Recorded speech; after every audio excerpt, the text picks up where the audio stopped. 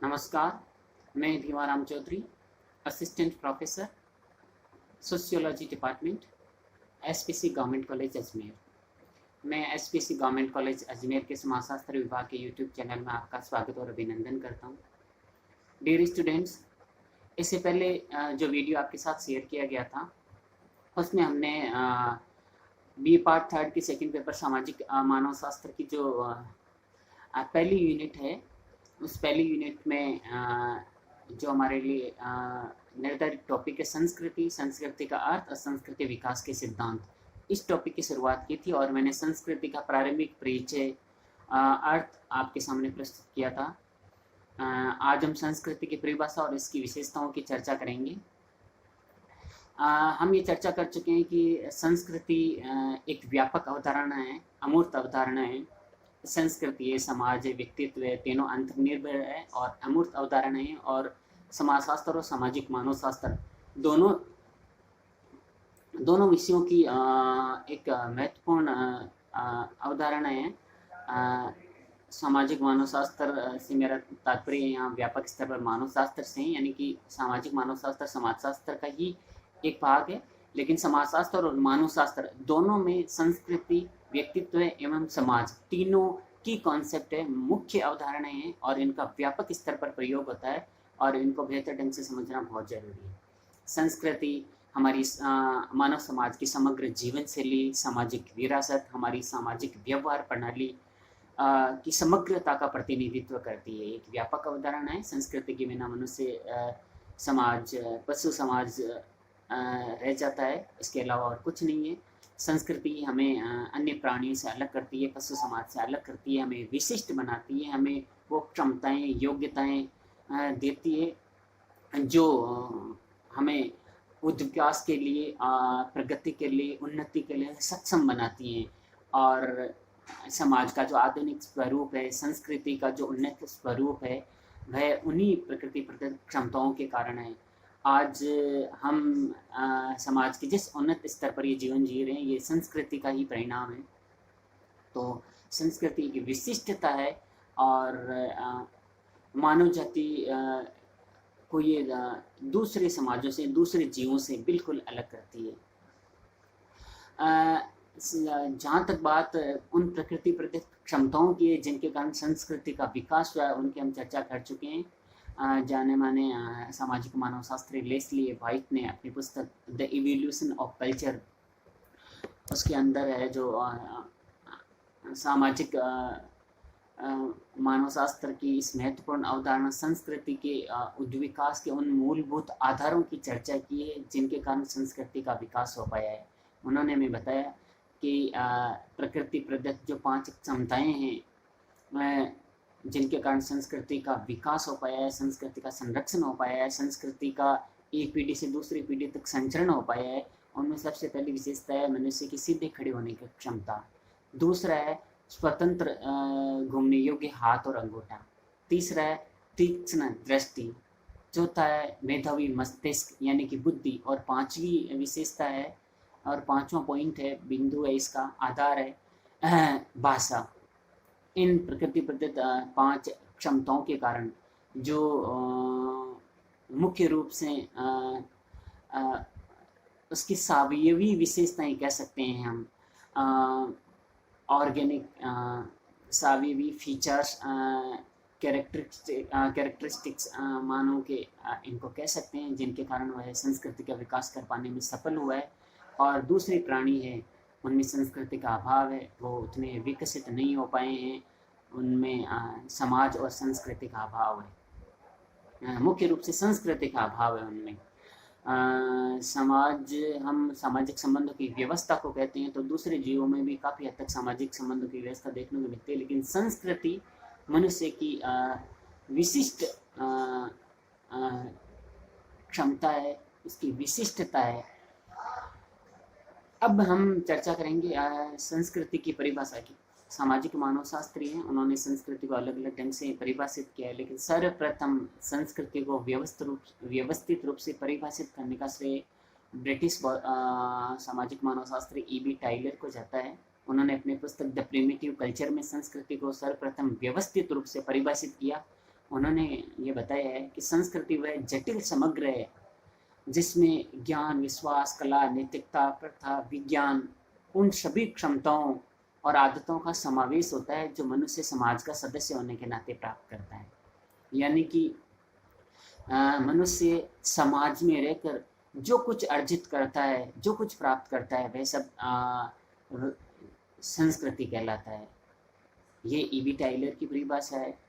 इसके अतिरिक्त एक सामाजिक मानवशास्त्री जिनकी परिभाषा काफ़ी लोकप्रिय है और बहुत सरल परिभाषा है, एम.जी. हर्स्कोविट्ज, उन्होंने अपनी पुस्तक मैन एंड हिज वर्क्स, इस पुस्तक में संस्कृति की बहुत ही सारगर्भित, अत्यंत सरल और छोटी सी परिभाषा दी है कि संस्कृति पर्यावरण का मानव निर्मित भाग है।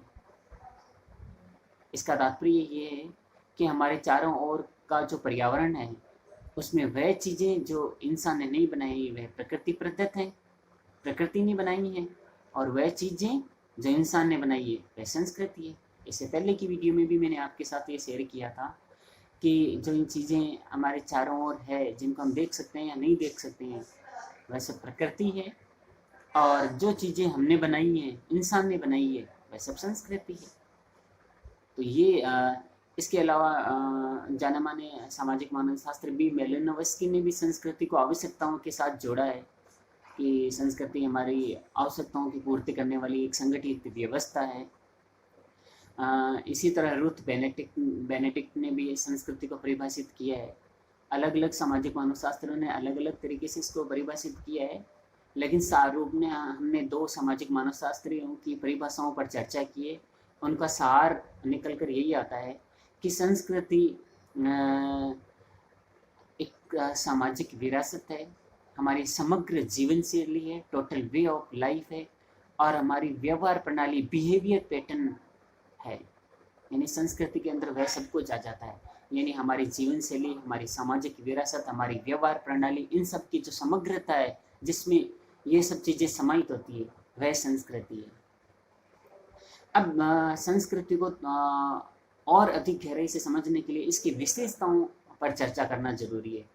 इसकी जो मुख्य विशेषताएं हैं उन पर एक एक करके हम चर्चा करते हैं।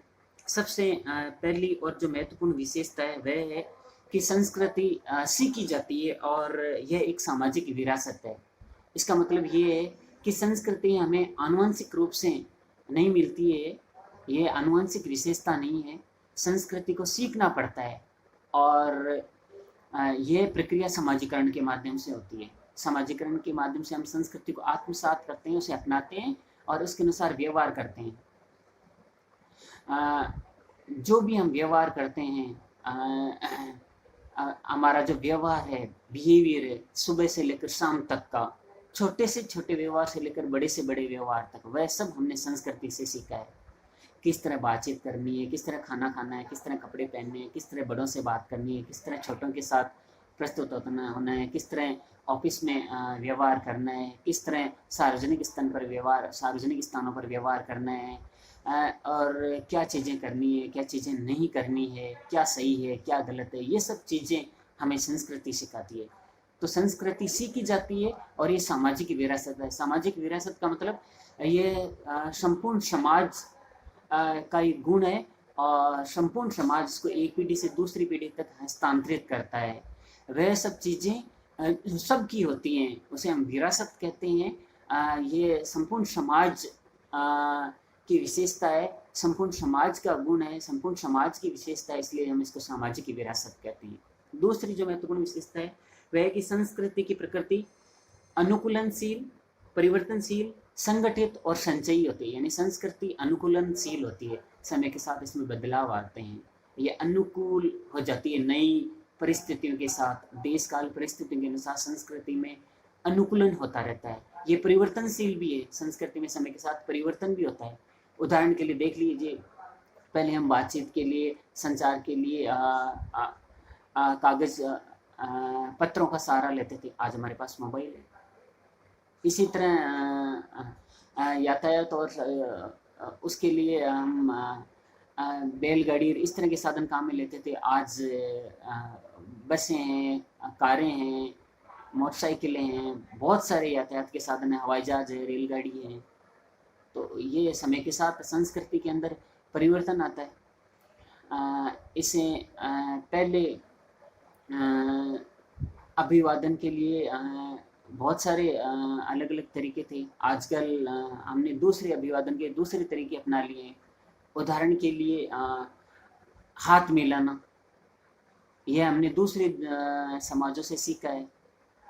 हमारे समाज में अभिवादन के लिए नमस्ते का प्रयोग किया जाता था, लेकिन समय के साथ दूसरे समाज और संस्कृति के साथ संपर्क में आने के बाद हमने हाथ मिलाने को भी अपना लिया है। ये भी अभिवादन का तरीका है। तो संस्कृति में समय के साथ परिवर्तन भी होता रहता है।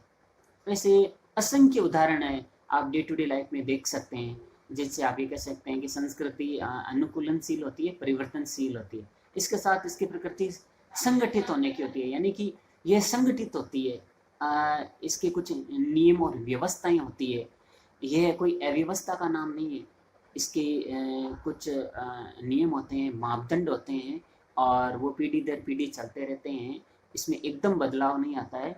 इसमें एक व्यवस्था होती है, अनुशासन होता है, नियम होते हैं, मूल्य होते हैं, मानदंड होते हैं। तो ये उनके आधार पर संगठित होती है। और इसके साथ ही संचयी होना भी इसकी एक विशेषता है, यानी कि संस्कृति में समय के साथ जो चीज क्षमताएं, गुण, विशेषताएं मानव समाज अर्जित करता है, वो जुड़ती जाती हैं चीज़ें। जैसे ज्ञान के जिस स्तर पर आज हम हैं, वह आज के 500 साल पहले नहीं था, तो वो हमारी संस्कृति के अंदर जुड़ गया है। तो निरंतर संस्कृति में नई चीज़ें जुड़ती रहती है, जो भी उपलब्धियां, जो भी ज्ञान हमने अर्जित किया है। उदाहरण के लिए आज के 100 साल पहले कंप्यूटर नहीं था, लेकिन आज कंप्यूटर हमारी संस्कृति का अभिन्न अंग हो गया है। इंटरनेट हमारी संस्कृति का अभिन्न अंग हो गया है। सोशल मीडिया हमारी संस्कृति का अभिन्न अंग हो गया है। तो संस्कृति संचयी होती है, उसमें नई नई चीज़ें जुड़ती रहती है।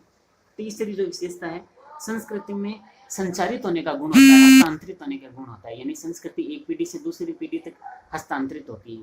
देखिए, समाज के अंदर सदस्यों की वृद्धि होती रहती है, नए सदस्य जुड़ते रहते हैं, लेकिन हम देखते हैं कि समाज की कार्य प्रणाली, मूल्य, मापदंड, नियम, प्रथाएं, परंपराएं, रीति रिवाज निरंतर चलते रहते हैं। इसका कारण यही है कि संस्कृति जो है उसमें संचरित होने का, हस्तांतरित होने का गुण होता है।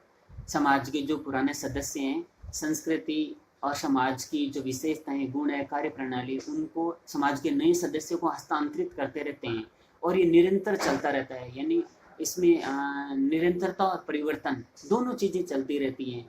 तो नए सदस्य आने के साथ ही संस्कृति खत्म नहीं होती है, बल्कि संस्कृति निरंतर जारी रहती है, क्योंकि इसमें हस्तांतरित होने का गुण होता है।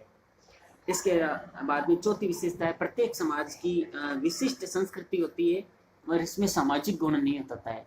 हर समाज की अपनी विशिष्ट संस्कृति है। उदाहरण के लिए हमारे यहाँ पर अभिवादन के लिए नमस्ते किया जाता है, जबकि पश्चिम के देशों में गले मिला जाता है, हाथ मिलाया जाता है। इसी तरह हमारे यहाँ शराब है, वो खान पान का अभिन्न हिस्सा नहीं है, लेकिन पश्चिम के देशों में शराब है, वो खान पान का अभिन्न हिस्सा है। तो ये उनकी संस्कृति है। इसी तरह महिलाओं की जो वेशभूषा है, वो हमारी संस्कृति का अभिन्न हिस्सा नहीं है। हालांकि हमने अपना लिया है, लेकिन पश्चिम के देशों में महिलाएं जिस तरह की वेशभूषा अर्जित करती हैं, जींस वगैरह पहनती हैं, तो ये उनकी संस्कृति का हिस्सा है। वहाँ ये सहज रूप से स्वीकार्य है, वह उनकी संस्कृति का हिस्सा है। तो संस्कृति प्रत्येक समाज की विशिष्ट होती है, और इसमें सामाजिक होने का गुण होता है। इसका तात्पर्य ये है कि वह समग्र समाज का प्रतिनिधित्व करती है। ये एक व्यक्ति विशेष की विशेषता या उसकी इच्छाएं या उसका व्यवहार नहीं है, वह संपूर्ण समाज का प्रतिनिधित्व करती है। समाज के सभी सदस्य उसको स्वीकार करते हैं, उसके अनुसार व्यवहार करते हैं, तब उसमें सामाजिकता का गुण आता है, वह सामाजिक होती है। इसकी जो पांचवी विशेषता है, संस्कृति समूह के लिए आदर्श होती है या मानव आवश्यकताओं की पूर्ति करती है। संस्कृति, हमने पहले ही ये चर्चा की थी कि संस्कृति समग्र जीवन शैली है, सामाजिक विरासत है, हमारी व्यवहार प्रणाली है। तो संस्कृति समूह के लिए आदर्श होती है। समूह के जो सदस्य होते हैं, उनके व्यवहार को नियमित करती है, नियंत्रित करती है, उन्हें सही गलत का रास्ता दिखाती है, उन्हें अच्छा व्यवहार करने के लिए प्रेरित करती है, गलत व्यवहार करने से रोकती है। तो समूह के लिए आदर्श होती है। समूह के जो सदस्य होते हैं वो अपनी संस्कृति के अनुसार व्यवहार करते हैं। संस्कृति के जो तत्व हैं, जो विशेषताएं हैं, जो मानदंड है, नॉर्म्स है, मूल्य, परंपराएं हैं, रीति रिवाज हैं, जो नियम हैं, उनका समूह के सदस्य पालन करते हैं। यानी कि समूह के सदस्य उसको आदर्श मानते हैं। यानी कि समूह के प्रत्येक सदस्य के मन मस्तिष्क में ये भाव रहता है कि मुझे अपनी संस्कृति का उल्लंघन नहीं करना है, संस्कृति का सम्मान करना है, पालन करना है, इस तरह का व्यवहार नहीं करना है जिससे समाज में मेरी प्रतिष्ठा धूमिल हो, मुझे समाज के अंदर बहिष्कार का सामना करना पड़े, या समाज के विरुद्ध मैं काम करूं, या मेरी इस तरह की छवि हो कि मैंने संस्कृति की घोर अवहेलना की है, उसको तिलांजलि देती है, उसकी उपेक्षा की है, मैंने उसका मान सम्मान नहीं रखा है। तो समूह के लिए आदर्श होती है और समूह के सदस्यों की आवश्यकताओं की पूर्ति करती है। संस्कृति की परिभाषा देते समय प्रख्यात सामाजिक मानवशास्त्र बी मेलिनोवस्की ने तो आवश्यकताओं पर बहुत अधिक जोर दिया। उन्होंने मानव की 7 मूलभूत आवश्यकताएं बताई हैं और ये बताया है कि नीड थ्योरी ऑफ कल्चर दी है। उसकी संस्कृति की आवश्यकता पूर्ति, संस्कृति का आवश्यकता पूर्ति का सिद्धांत दिया कि संस्कृति हमारे मनुष्य की कुछ मूलभूत आवश्यकताएं होती है, 7 मूलभूत आवश्यकताएं होती है, उनकी पूर्ति करती है। तो संस्कृति चूँकि हमारी समग्र जीवन शैली है, व्यवहार प्रणाली है, सामाजिक विरासत है, उसमें रहकर ही हम समाज में व्यवहार करते हैं, काम करते हैं, जीवन यापन करते हैं। इसलिए संस्कृति हमारी आवश्यकताओं की पूर्ति करती है। इसकी 6वीं और जो